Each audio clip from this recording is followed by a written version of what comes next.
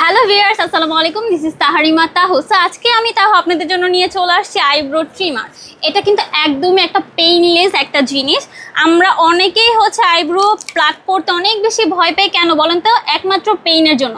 So আজকে আমি আপনাদের জন্য খুব সুন্দর প্রিমিয়াম একটা জিনিস নিয়ে চলে আসছি। দেখেন, এটার জাস্ট লুকটা এত সুন্দর অ্যান্ড কালার কম্বিনেশন গ্লেজি, এত কিউট একটা জিনিস।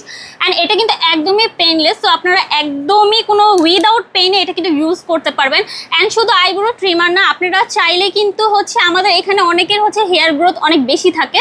সো আপনার আপার লিপের জন্য কিন্তু এটা ইউজ করতে পারবেন।